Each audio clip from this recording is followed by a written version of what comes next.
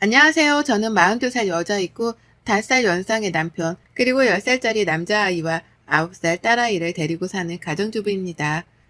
더불어 3년 전 코로나가 시작되면서 합가해서 사는 중인 시어머니까지 더해서 총 5식구가 한 집에 얽혀 지내고 있는데요. 함께 사는 시어머니 때문에 이 나이에 직장도 안 다니는데 아들아이 컴퓨터 앞에 앉았어요. 내일처럼 사연을 들어주시면 감사하겠습니다.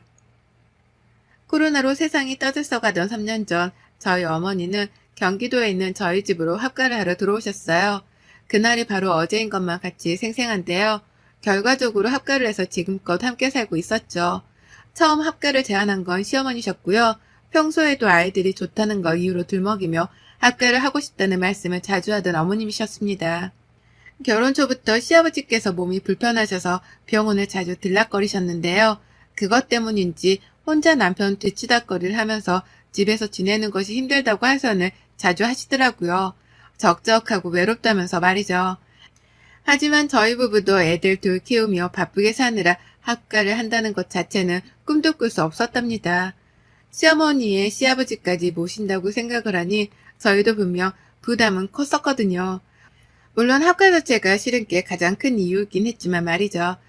그러게 3년 전까지 틈만 나면 학과 얘기를 꺼내는 어머님의 말씀을 못 들은 척 하면서 잘 버텨왔었습니다.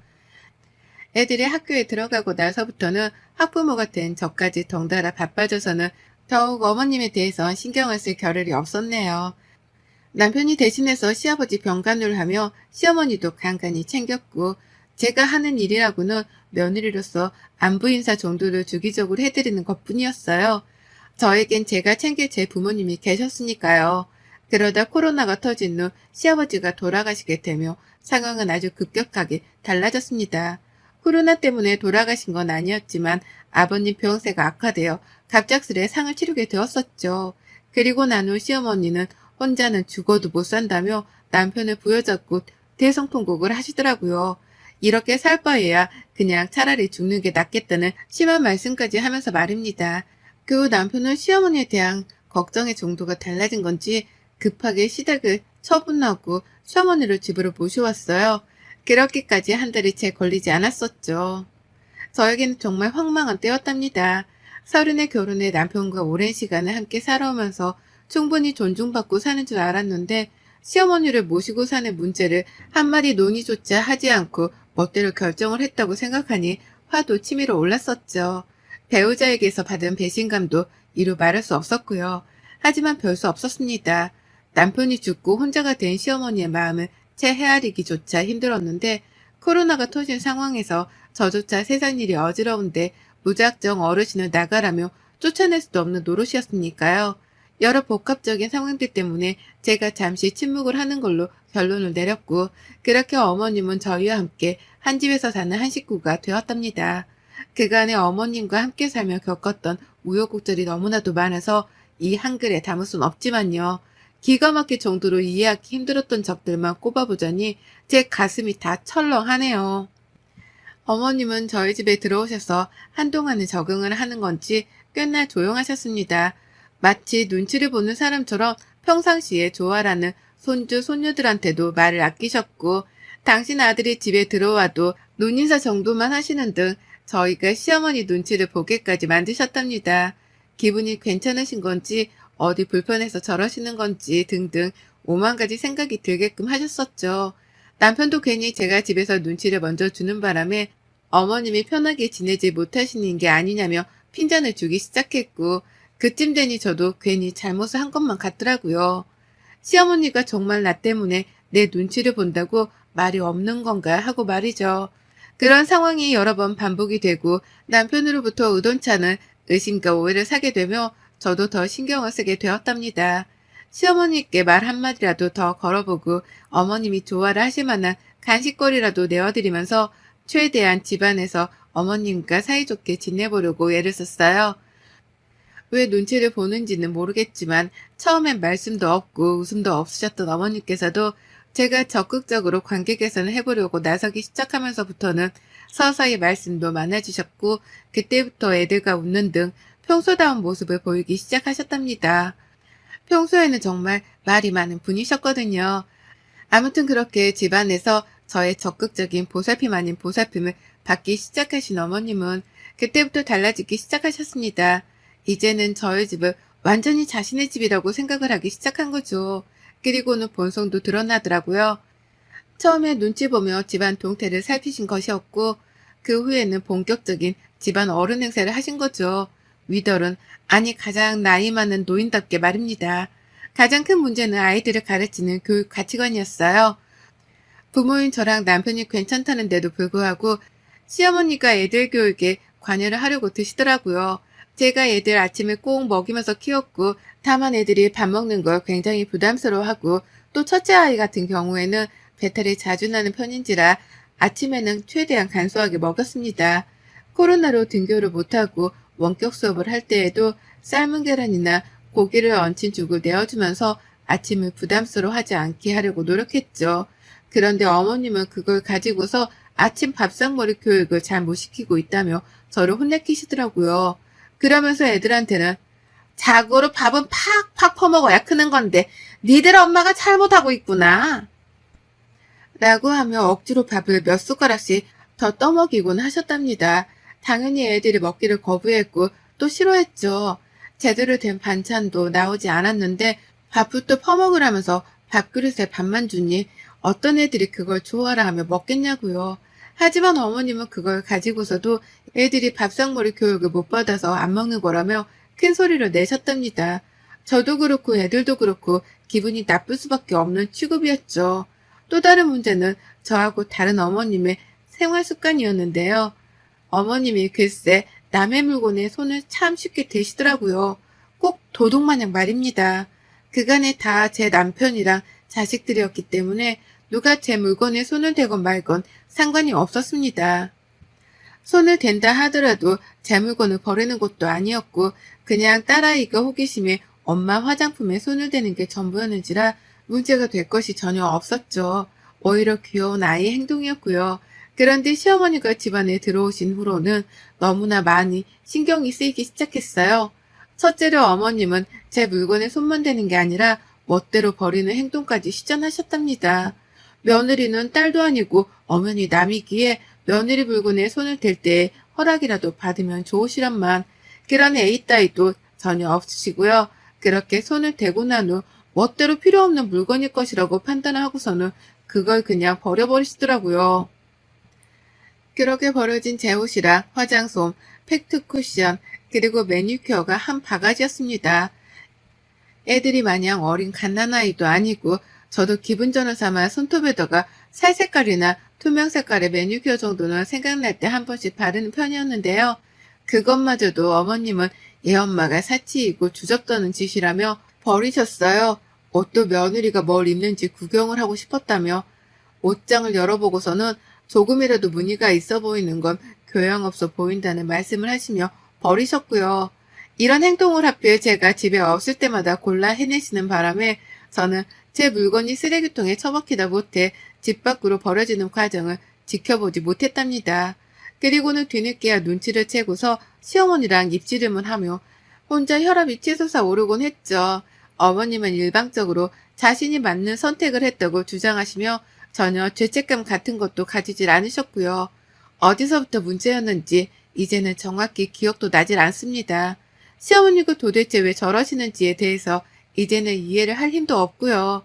그저 남의 물건에 손을 댈 때 제발 허락이라도 받아주셨으면 싶은데 그런 기본마저 바라는 게 사치라는 걸 잘 알았는지라 어머님에 대해서는 거의 체념을 하다시피 내려놨어요. 그런 사람과 한 집에서 살아간다는 건 정말이지 괴로운 일이었고 그걸 증명하듯이 저는 언젠가부터 40 초반인데 머리카락이 빠져나가기 시작했네요.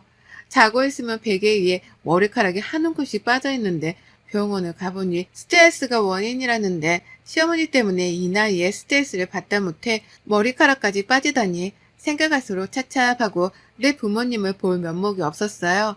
잘 사는 모습만 보여드리고 싶은데 뵐 때마다 나이가 팍팍 들어가는 모습을 보여드렸거든요. 친정 부모님까지도 걱정이 많으실 수밖에 없었답니다. 이런 시어머니하고는 정말 끝없는 전쟁을 한 집안에서 이어가는 중이었어요. 언제 끝날지 모르겠다며 저 스스로도 이 싸움의 끝을 감히 짐작조차 못하고 살고 있었는데요. 문제 덩어리인 시어머니가 큰 건 하나를 해내고야 마셨답니다. 지금 생각해도 열불이 나서 손이 파르르 떨리네요. 제가 너무 괴롭고 힘든데 어디다가 스트레스를 풀어야 하나 고민을 하던 중 피부 관리를 시작했어요. 저희 친정엄마가 저 볼 때마다 주름살이 너무 늘어간다며 가슴에 피멍이 드는 심정이라며 괴로워하고 난 후부터였죠. 내가 시어머니 때문에 빠른 노화를 겪고 있는데 이 모습을 친정엄마한테 계속해서 보여드리기만 할 수는 없다 싶었습니다. 그래서 내가 할 수 있는 한 피부 관리도 하고 내 자신을 가꾸면서 엄마한테도 딸이 예쁘게 나이 들어가는 모습을 보여드려야겠다 결심을 했어요. 그때부터 남편이 주는 용돈을 쪼개 제 화장품 사는 데에 쓰기도 했고요. 샤워하고 나와서 직접 만든 팩을 얼굴에 바르고 또 화장품으로 피부 관리도 하다 보니 언젠가부터는 자기 관리를 하는 그 시간이 너무 행복했습니다. 그 시간만큼은 온전히 나를 위해 투자를 하는 시간이었기 때문에 자존감도 괜시리 올라가는 것 같고 힐링이 되었어요. 아이들한테도 그 시간만큼은 엄마를 방해하지 말아달라 부탁을 했을 정도로 저는 하루 중 저녁 20분 동안에 즐기는 그 관리 시간이 행복했습니다. 근데 저희 남편이 고생시켜서 미안하다며 비싼 화장품 브랜드의 로션 하나를 사줬던 게 있었는데요. 아, 정말 이게 언젠가부터 줄어드는 속도가 너무 빠른 거예요. 비싸서 아깝다며 아끼고 아껴가며 쓰던 중이었는데 다음날 쓰려고 보면 농담이 아니라 무슨 로션이 0.5cm씩 줄어들었습니다. 그 정도 용량이 줄어들려면 펌프를 적어도 5번에서 10번은 했어야 할 텐데 그 속도로 로션이 줄어들어 갔어요. 그러니 눈에 확 띄는 바람에 눈치를 챘고 전 단박에 알아차렸죠. 이게 다 시어머니의 짓이라는 거 말입니다. 어머님 말고는 이 짓을 할 사람이 없었어요. 혹시나 싶어 저희 딸아이한테도 물었지만 아이한테선 엄마 그거 엄청 아끼는 거잖아 라고 하면서 엄마가 아끼는 물건에는 손을 안 댄다며 말해주더라고요.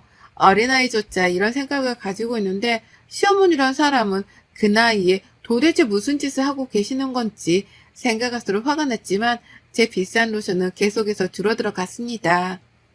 일전에도 제 매니큐어나 화장품에 몇 번씩 쓰거나 버리는 등 손을 댄 적이 많았는데요. 이번만큼은 너무 아깝더라고요. 일단 남편이 사준 화장품이기도 했고 제 용돈으로는 절대 사지 못하는 비싼 브랜드였기 때문에 저도 속으로 너무 아까워 미치는 줄 알았습니다. 그래서 더더욱 시어머니께 손대지 말라고 빨리 경고를 날린 참이었어요. 그리고는 어머니께 하루 날을 잡아 물었습니다. 혹시 내 로션에 손을 대냐고 말이죠. 용량이 매번 빠른 속도로 줄어든다며 제가 직접 핸드폰으로 매일 밤마다 찍었던 사진까지 보여줬습니다. 전날 이만큼 썼는데 다음날 이만큼밖에 남아있질 않는다고 하면서 혹시나 시어머니가 잡아떼실까 싶어 증거까지 보여주면서 대화를 시도해봤는데요. 상상 이상으로 어머님은 뻔뻔하시더라고요. 오히려 적반하장으로 제게 딸을 도둑 취급하는 거야 너? 라고 하며 기분이 굉장히 더럽다는 듯 불쾌한 표정을 지어 보이곤 화를 내셨답니다. 내가 비록 합가를 해서 살긴 하지만 그렇다고 네가 나를 기생충 취급하는 거를 못 본다. 내가 내 집 팔고 가져온 돈이 얼만데 넌 꼴랑 그 로션 하나 쓰는 걸로 생사람을 잡고 그러니? 라고 덧붙이면서까지 말이죠. 어찌나 생사람 잡는다고 유난을 떠시던지 오죽했음 제가 정말로 생사람을 잡는 중인 건가 싶어서 시어머니의 언변에 휘둘릴 뻔도 했어요. 다만 저는 시어머니를 지난 3년 내내 겪어왔었기 때문에 이번에도 분명 어머님이 한 짓이 분명할 것이라고 확신을 했죠. 다만 물증이 없었을 뿐 말입니다. 그러다 제가 괜찮은 생각을 해냈어요. 이미 시어머니가 못 찾으시도록 로션병을 화장대 서랍 안 깊숙한 곳에 숨겨놨는데요. 그냥 혹시나 싶었지만 시어머니가 또 로션을 발견하고서는 써버릴 상황을 대비하기 위해서 일부러 로션병 안에 있는 내용물을 모조리 다 일회용 로션통 안에다 옮겨버렸답니다. 그리고는 기존의 로션병 안에다가는 밀가루를 살짝 섞은 물을 대신해서 넣어버렸죠. 겉보기에는 영락없는 로션과도 비슷해 보였고요. 이 짓을 하면서도 내가 이렇게까지 해야 하나 싶어서 화멸이 나긴 했으나 전 또다시 내 물건이 시어머니 손에 만져지는 걸 원치 않았는지라 일단은 시도를 해봤습니다. 쓰고 이상하다 싶으면 본인도 하던 행동을 멈추시겠거니 하면서 말이죠. 그런데 그날 밤 바로 반응이 나왔어요. 제가 먼저 샤워를 하는 로션을 발랐고 잠들기 전 작은 애 숙제를 봐준다면서 애들 방에 잠깐 들어가 있었는데요. 그 사이 샤워를 마친 시어머니가 제 방으로 들어가셨던 모양이더라고요. 전 어머님이 소리를 치며 저를 찾으시기 전까지도 이 사실에 대해서 몰랐습니다. 막 작은 애랑 대화를 하고 있는데 밖에서 시어머니가 서윤이 엄마 어딨어? 빨리 좀 나와봐! 라고 하면서 저를 급하게 찾으셨어요. 어머님이 원래 정색할 일이나 저와 국거리를 두려고 하는 일에는 저희 딸 이름을 넣어서 누구 엄마야 하고 부르시거든요. 이번에도 딱 그런 상황이었답니다. 나가보니 어머님은 제 로션병을 아주 당당하게 들고 계셨죠. 너 이거 뭐야? 이 안에 든 게 뭐야? 이거 왜 이래? 내가 이걸 팔랐는데 순간 얼굴이 굳어지면서 뭐가 힘을 건 게 올라오는데 이거 뭐냐고 빨리 말 안 해? 라고 하면서 로션병 안에 든 내용물의 정체를 물으시더라고요. 제가 밀가루 섞어놓은 물인데 그걸 귀신같이 알아내신 겁니다. 얼굴에 펴 바르자마자 냄새도 이상하고 물이 마르면서 밀가루가 얼굴 위에 쌓이며 껍질 같은 게 생겨서는 껄끄러워졌다는 이유로 눈치를 까신 거였죠. 그리고 저는 그때다 싶고 아주 당당하게 물었어요. 뻔뻔한 시어머니께 당당하게 받아친 거죠. 왜 제 물건에 손대세요? 그거 제 로션인데 그걸 왜 바르세요? 남의 허락도 없이? 라고요. 어머님은 순간 아차 싶었던지 잠깐은 말을 잇지 못하셨지만 이내 말씀하셨습니다. 지금 그게 문제야? 이게 뭐냐고! 이거 왜 이래? 라고요. 그리고는 저한테 뭐가 들었는지 빨리 말을 하라고 하시는데 제가 그걸 순순히 대답해 줄 리가 없었죠. 왜 남의 걸 만지시냐니까요? 그 대답을 먼저 해주셔야 하는 거 아니에요? 라면서 더욱 깊게 파고드는 질문을 던졌더니만 어머님은 아유 짜증나!